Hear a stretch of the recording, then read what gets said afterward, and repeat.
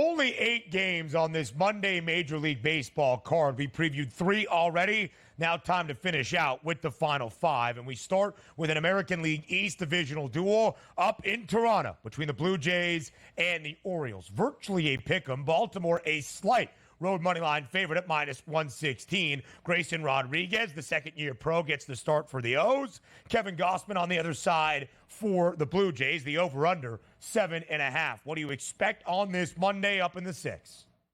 By the way, Gausman's a pretty solid pitcher here, and on the season, an 81 xFIP minus, which is good. Now, against right-handed batters, he's been absolutely phenomenal. On the season, 132 he's face band, a 130 ISO, and a weighted on-base percentage of 289. But if we flip that over to left-handed batters, whom he's faced 102 of, that's a 204 ISO and a weighted on-base percentage of 392. Anticipated as many as 6 left-handed batters in the lineup, which we include switch hitters, and you're looking at some guys with some big-time power numbers against right-handed pitching. Gunnar Henderson, a 338 ISO, 382 weighted on base percentage. Adley Rutschman, 203 ISO power number. Another lefty, Anthony Santander, 270 weighted on base percentage, ISO power number. So you're looking at a pretty good hitting lineup. We'll see if Gausman can hold those guys down. If we flip it over to the other side and take a look at the pitching matchup here from Toronto's perspective at the plate, Grayson Rodriguez, who has been really good against right-handed batters for the past 30 days, but that hasn't always been the case. On the season, 114 batters he's faced, that's a 167 ISO and a 335 weighted on base percentage. But also, you take a look at the last 30 days. How about a K rate for Grayson Rodriguez of 33%? That is tremendous.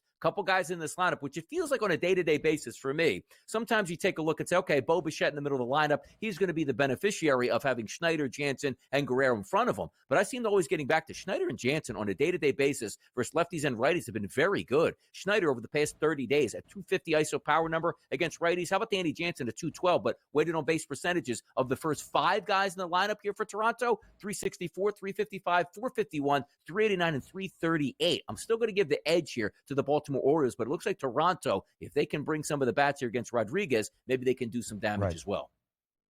The Blue Jays 2 games below 500. Toronto always has optimism given its young core, and so far they have not reached that level of expectation. 28-30. It led to some conversation yesterday from GM of the Blue Jays organization, Ross Atkins, saying that he has fielded calls in terms of inquiring about the trade status of Vladimir Guerrero Jr., and the shortstop in Bo Bichette, saying it doesn't make any sense to trade those 2 guys. A hard pass.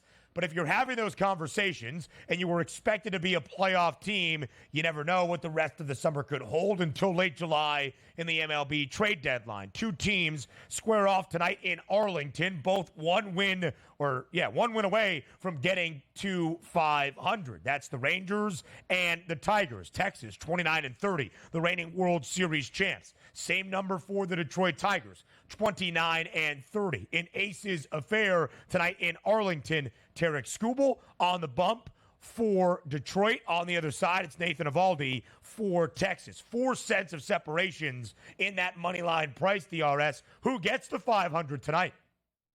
Yeah, 2 guys with good ERAs here. Tarek Skubal, 2.01. You take a look at Nathan Eovaldi at 2.84, but even more importantly, get into those analytical numbers. Best pitcher on the card tonight, minimum of 20 innings pitched in 2024. It's Tarek Skubal. You take a look at him at a 63 xFIP minus, but Nathan Eovaldi still under 100 here. He's rated at a 91. So if we're taking a look at what makes sense and what doesn't, it's hard sometimes to gauge Nathan Eovaldi. Not a lot of action over the past 30 days, so it's almost like you're taking that a little bit with a grain of salt. The one thing that we do know, if we flip it over, Texas does have some formidable bats, but having said that, Ben, they haven't been all that good over the past month against left-handed pitchers, which Skubal just might be one of the best, if not the best, in Major League Baseball. Top 2 guys in that lineup, Simeon and Seager, as it should be, at a 256 ISO and a 205 ISO through 41 at-bats and 40 bats respectively. However, after that, not a single player is a plus in ISO power numbers against left-handed pitching, so you should struggle there. So I know it's hard to do this. I like Skubal as the better pitcher, and quite frankly, neither one of these lineups excite me all that much, but I do think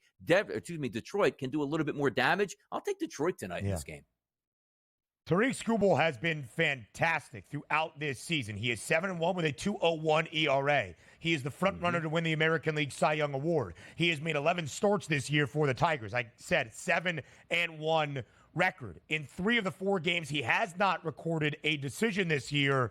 the Tigers have lost those games. So Tarek Skubal on the bump when he is great. The Tigers win. I would keep an eye on that number tonight. The Houston Astros struggling. The Redbirds, like the two teams we mentioned in Texas today, also just a game away, a win away from an even 500 record. It is a minus 178 price, though, in favor of Houston at home with Justin Verlander on the bump. The over-under is 8. We have said the same thing, I feel like, for 3 weeks around the Astros. If they're going to crawl out of this hole and they're 8 games below 500, it's got to start sometime. Here we are 3 weeks later with the same story.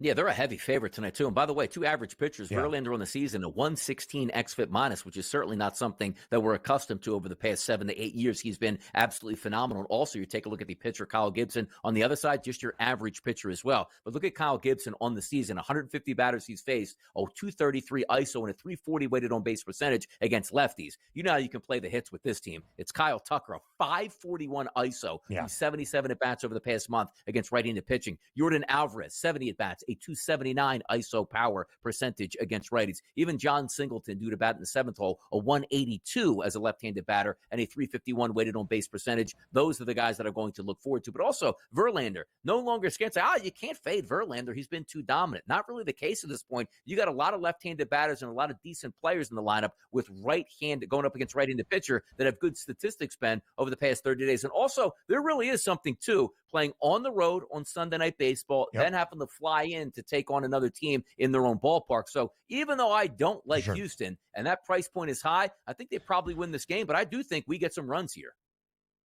DRS on May 17th, Houston had won 8 of their last 9 games. They were 20-25. We started to feel like maybe this was the Astros team. We could expect the rest of the summer turning things around. From that point in 15 games, they have lost 9 of them. Okay, it's a long season, but it's getting late early for the Houston Astros. 8 games below 500 now at 24-32 here at the start of June. 2 more games to break down and a best bet for you on the other side of the break here on this Monday on the early line on SportsGrid. It comes your way up next.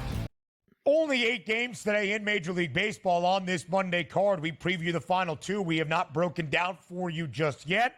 Live right here to round out our 3 hours on this Monday on the early line. Cincinnati and Colorado at Coors Field in Denver. The Rockies, a slight home underdog, minus 104 for the Rocks, minus 112 other side for the Reds. Total of 10.5. The over has the hefty juice. It's what you would expect in a mile-high matchup. It is. And also, you take a look at Feltner on the mound here. He cannot get out left-handed batters. So you say to yourself, is there any lefties in that Reds lineup? TJ Friedel, Ellie De La Cruz, Jeimer Candelario, Jake Fraley, Nick Martini, Will Benson. Hey, perfect matchup. The only problem is this team stinks out loud against right-handed pitching, which is a shame here. You would love to take it and load up. By the way, if there are 2 guys in that lineup you would like to take, it's probably going to be Candelario, a 246 ISO power number against right-handed pitching. But also, one of those guys, a lot of speed and unheralded. I love Will Benson. He's caught a lot of tickets for me, and he usually bats in the 9 hole here. Sort of that whole sequencing of analytics where you get that speed to flip over the top of the lineup. How about this? 57 at-bats against right-handed pitching over the past month as a lefty, 292 ISO, 395 weighted on base percentage. Maybe Will Benson's you're looking this game for an RBI. DRS, I'm pretty sure Ellie De La Cruz hasn't even had a hit this year. At least that's what I've been seeing on social media. Yes, exactly. That's why you pass by. When you see the name Ellie De La Cruz, and even if they said tonight that Ellie De La Cruz would get the hit off of a tee tonight, I would still take him to strike out. Yeah, that's how Donnie feels about Ellie De La Cruz so far this year. The Reds, who had a lot of promise last season, not so much right now. 7 games below 500. The Rockies have the second worst record in the National League, 21-37. The Miami Marlins also only 21 wins, but a few more L's. The New York Mets, man, 24-35, now 11 games below 500. They lost their final 2 games of their weekend set against the D-backs. Quickly here, DRS. Arizona down 3-4 entering the 9th inning.